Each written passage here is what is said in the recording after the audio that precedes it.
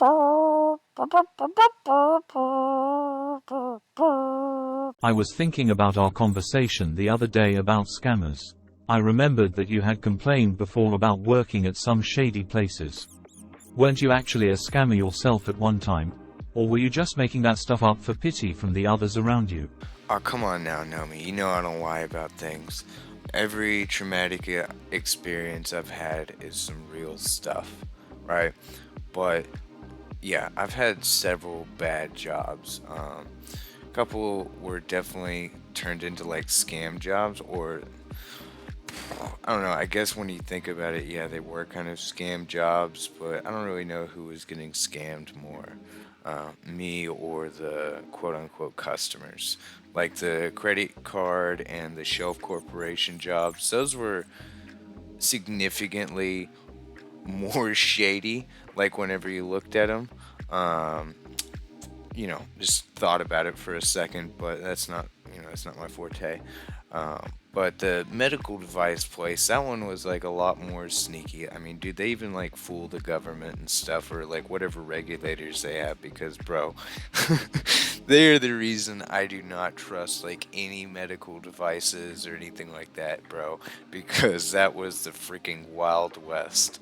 You really seem to have a knack for finding all the different shady ways of making money. If you weren't so incompetent, one might think that it was an intentional career choice. I'm just dying to hear your Rolodex of excuses as to why none of it was your fault and you're the real victim here. Hey now, I quit after I was pretty sure it was a scam for at least the first two. And then I got fired from the other one because I was making a stink about those dang part revisions. And, well, I did drop a really loud F bomb, but that was after I started making this stink about the revisions and everything, and it was just a convenient excuse to get rid of me. Alright? Quitting just before the feds raid the place. A true masterclass in plausible deniability. So what's the story with the credit card scanner company you mentioned? I'm quite interested to hear how you justified putting on card skimmers as legit for a while to yourself. First off, I never touched any of the card scanners. Secondly, I was just a salesman for the card scanners. The scanner would get like mailed to them or something after I got them to sign the contract. That's a whole nother ball of wax on that. But either way, I never saw the machines, never touched the machines. I was not a skimmer dude. Okay? But what it was like some random company that uses like America or this, it's like the Statue of Liberty as their logo because they want to seem legit and they have like no imagination. And they were in competition with the Apple Square like whenever it first came out.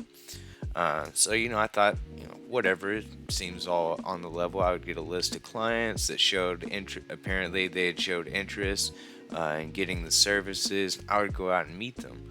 Like I said, man, it all seemed pretty on the level. I'd never really had a real sales job before.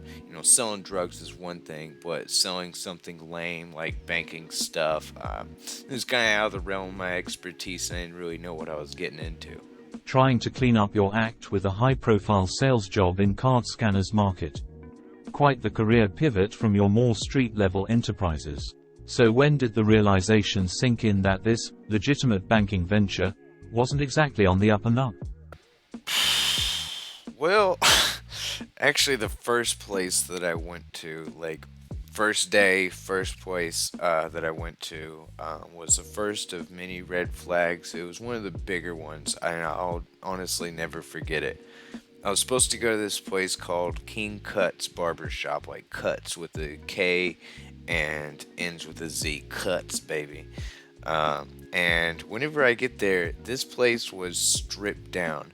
Whenever I say stripped down, I mean I stripped down. They like ripped the freaking drywall trying to pull all of the different wiring out of this place.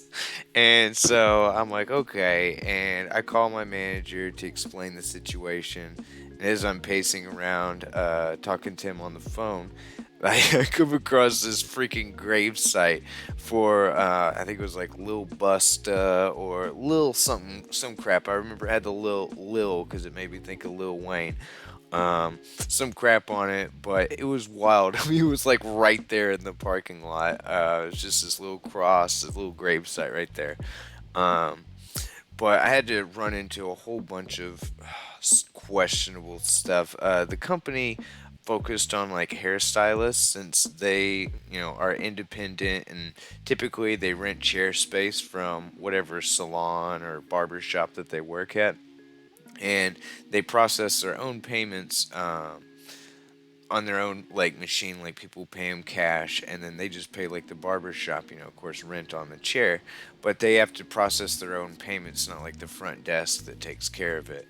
um, so that's why they were like the big market for this machine, because there was a bunch of independent people that would be taking in payments and stuff all the time, that weren't already like big corporations signed under some bigger contract.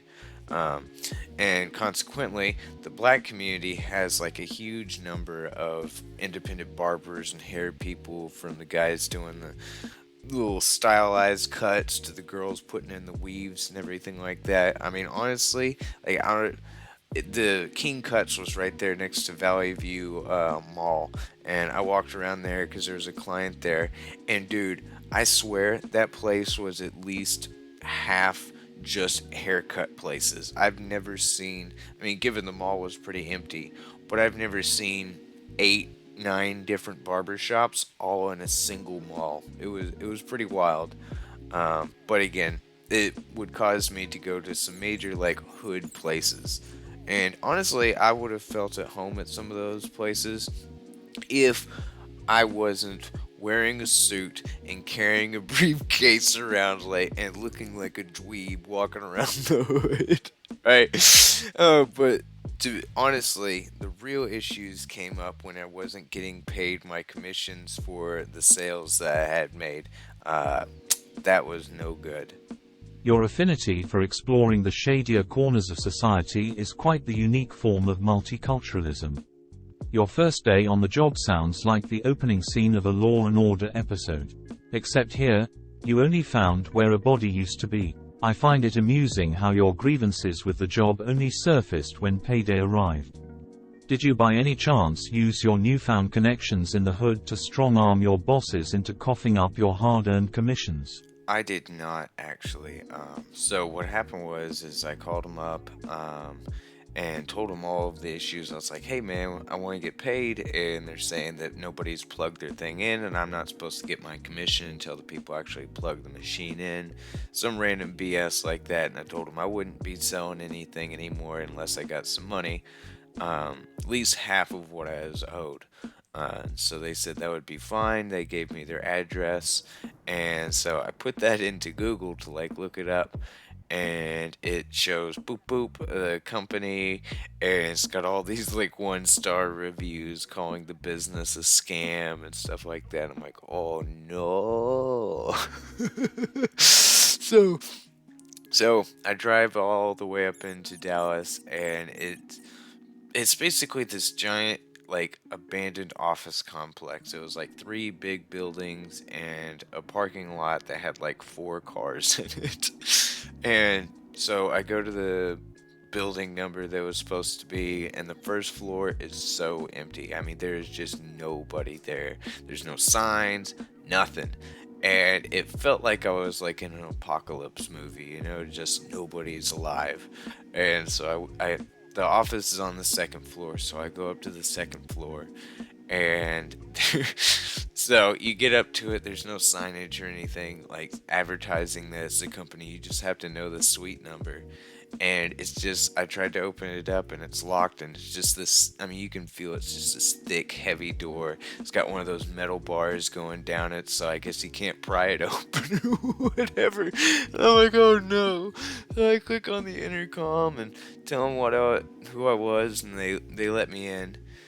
And that's when I met my manager. Like whenever you're talking to people, you kind of like, you're in a business setting and you've only talked to them on the phone, you kind of build up this mental idea of like what they probably look like. And I assumed he was gonna be some guy, maybe I assumed he was kind of clean cut dude wearing a suit and stuff. Again, I thought it was a legitimate job. That's kind of what I associate with like legit jobs and stuff.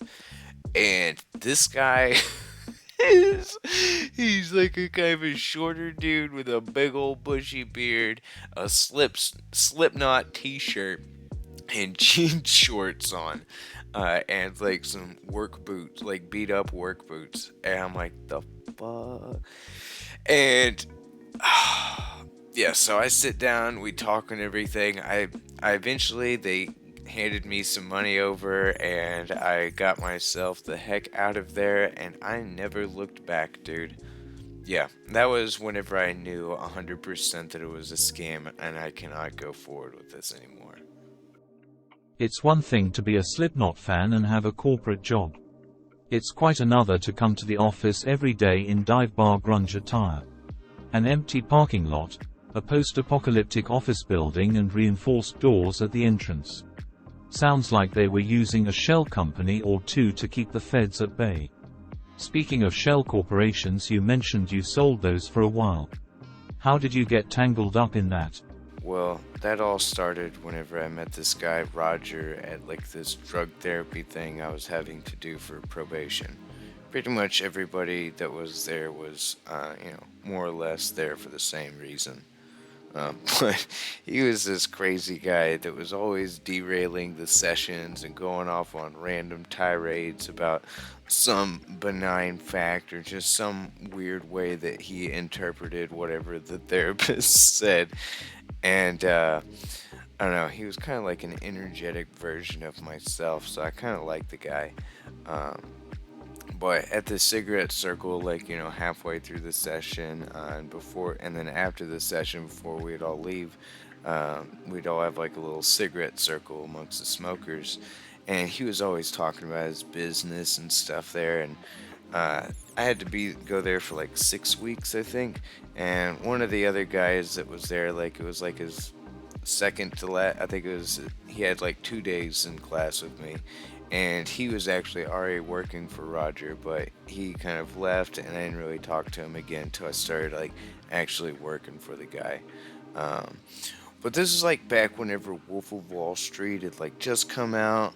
I was young. I was like 20 years old. I wanted to make like a whole lot of money, and I wanted to be, I understand where the crypto bros sometimes are coming from. They're just like, yeah, dude, let's freaking get some poon and let's get money, bro stuff, right? Joining a business because you met the founder at a drug therapy session and you were inspired by a scammer movie. Honestly, Joe, most people would consider that a big red flag.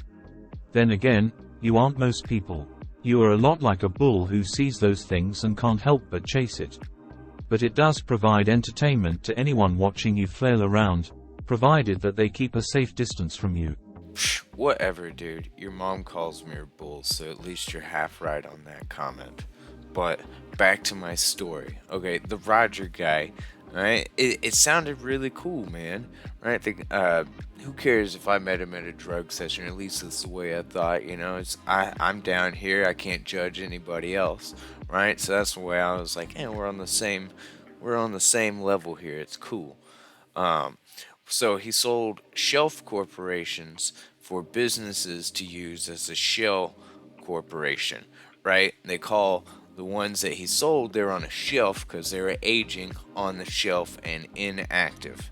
And then whenever he sold it to you, you would use it as a shell whenever you would go to the bank and doing business and different operations, and you would be doing business as, and you would look like the shell. So ages on the shelf, you present yourself wearing the shell, right? And some people wanted them for business loans for small companies. That's like the semi-legitimate way of doing this stuff, right? Is you can't get a business loan for your first 2 years of business because most companies fail within the first 2 years, so yada yada, they can't get any loans. But if you buy a company that's on the shelf and it's 6, 10, 15 years old, right, and then you're going to the bank then you can get a business loan because you're a 15-year-old company and you don't have any used credit or anything like that, and you can get some loans sent to you. And that's what small companies will use. And so that's where I thought it was being legit. Then it starts getting a little bit shady because some people wanted to protect their actual business assets by hiding them in another company. So the corporation owns multiple LLCs, and the LLCs are only linked by the company, but they're not technically related to each other.